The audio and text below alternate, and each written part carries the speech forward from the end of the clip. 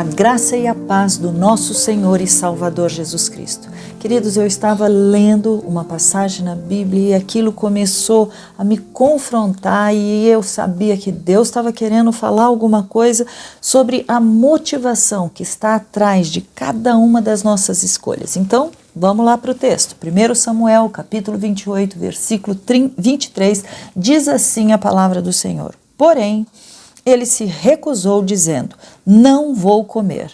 Mas os seus servos e a mulher insistiram, e então ele concordou.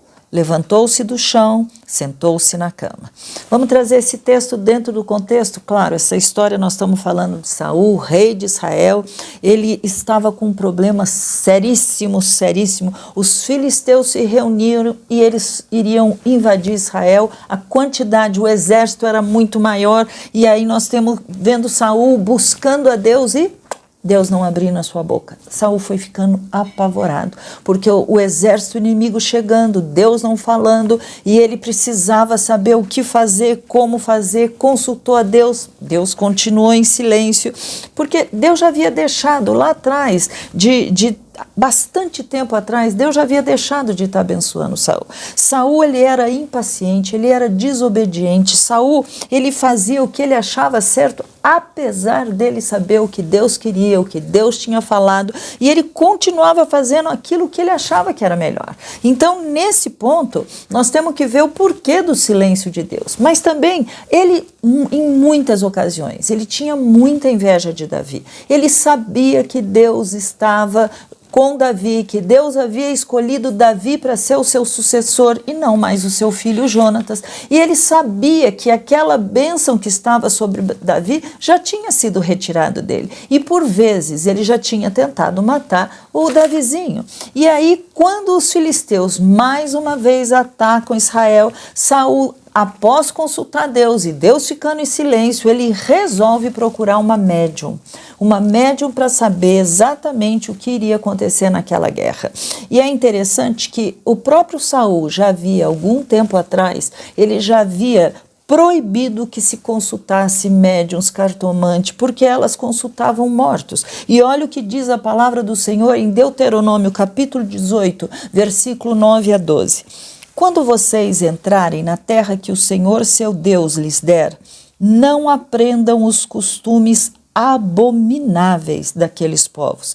Que não exista entre vocês ninguém que queime o seu filho ou a sua filha em sacrifício, nem que seja adivinho, prognosticador, agoureiro, feiticeiro, encantador, necromante, praticante de magia ou alguém que consulte os mortos, pois todo aquele que faz tal coisa é abominação ao Senhor, e por estas abominações o Senhor, o Deus de vocês, está expulsando estes povos de diante de vocês. Só que agora Deus havia ficado em silêncio. Então o que ele faz? Ele, justamente contrariando a palavra de Deus, ele procura uma pessoa, uma mulher que falava, que invocava os mortos. Quem ele queria invocar? Ele estava querendo chamar Samuel, ele queria saber o que Samuel iria dizer para ele sobre aquele acontecimento que estava para ter. E ele achava que Samuel o amava demais, afinal foi Samuel que havia ungido Saul como rei. Então, claro, Samuel iria aparecer, iria falar o que ele deveria fazer e ficaria tudo bem. Mas nós temos que notar que ele sabia que Deus havia se afastado dele.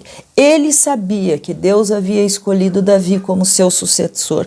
Ele sabia que era proibido falar com necromantes, cartomantes.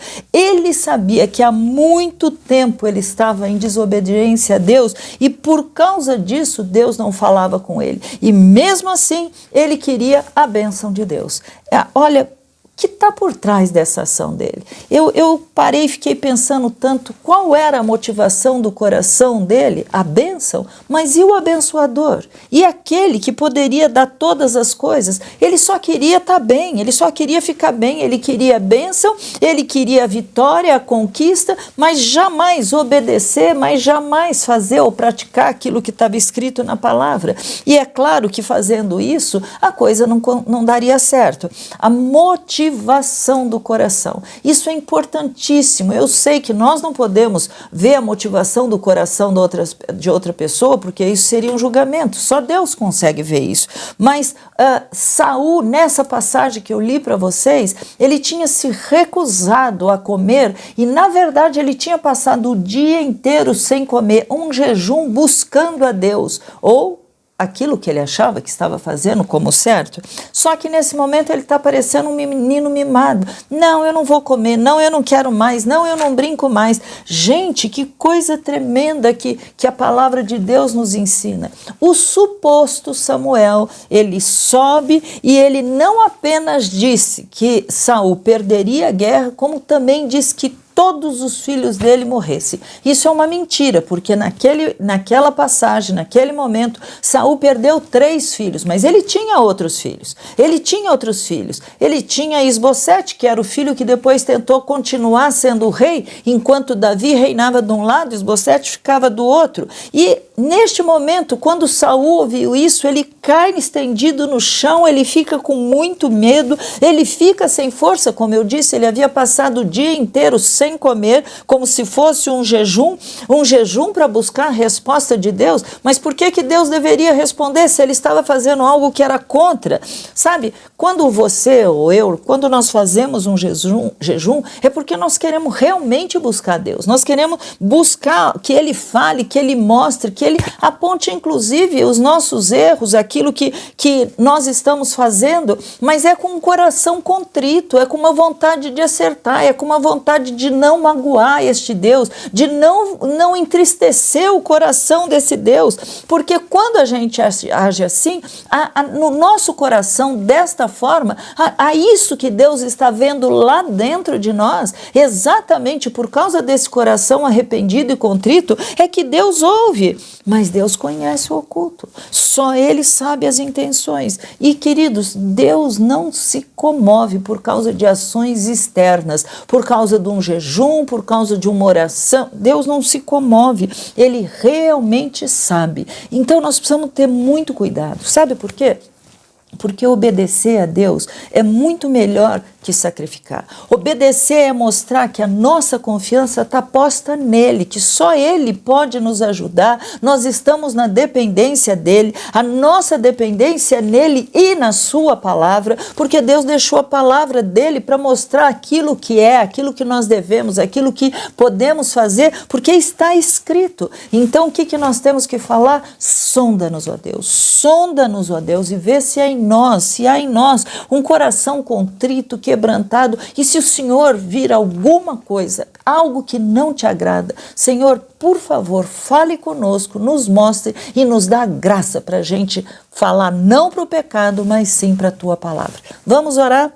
Pai amado e querido, ó Senhor, como a Tua palavra nos alimenta, como é bom, Pai, como é bom ler, Senhor, uma simples passagem, ver o Senhor falando conosco, ver o Senhor trazendo uma mensagem, mostrando para nós coisas tão profundas, aquilo que vai nos ensinar o caminho, que vai nos guardar de pecar contra Ti. Pai, em nome de Jesus, Pai, retira de nós qualquer religiosidade, qualquer sentimento, Pai, que a gente possa ter, onde a gente vai estar tentando te manipular, ou através de autopiedade, não, porque Deus tem que me dar, porque eu estou sofrendo tanto. Senhor, o Senhor é aquele que vê todas as coisas, conhece o oculto, o escondido. Então, Pai, nos dá um coração quebrantado, Pai, que a gente possa se render ao Senhor e dizer, ó, tá doendo, eu não estou entendendo, mas Senhor, seja feita a Tua vontade, cumpra o Teu plano na minha vida. Eu sei que o Senhor é bom, eu sei que o Senhor começou uma boa obra na minha vida e na vida de cada um que o Senhor estiver levando esse maná, levando esse devocional, mas eu te peço em nome de Jesus, não nos deixe cair em tentação, não nos deixe pecar contra o Senhor, não nos deixe pecar contra o Senhor, Pai, e te entristecer, Pai. Eu oro em nome de Jesus, que as nossas ações sejam coerentes com as nossas motivações, Pai. e que a gente ande sempre em cima do que está escrito. Se está escrito, Pai, nós queremos te obedecer. Se está escrito, é o melhor para nós. Podemos não estar entendendo, pode ser dolorido, Senhor, mas nós queremos dizer, Pai, em nome de Jesus, nos guarda, segura nas tuas mãos para que a gente não venha pecar contra ti. É isso que eu oro, Pai, nesta manhã, neste maná, neste devocional, pedindo a tua bênção, Pai, sobre nós, para que a gente possa caminhar contigo, Pai, sendo mais do que vencedores, porque a nossa confiança, estando em ti, nos fará ser vencedor. É isso que eu oro, em nome de Jesus. Fica com Deus Você e pode que o Senhor te abençoe todo o nosso e te guarde. conteúdo baixando o nosso aplicativo ou seguindo as nossas mídias digitais usando o QR Code. Deus te abençoe!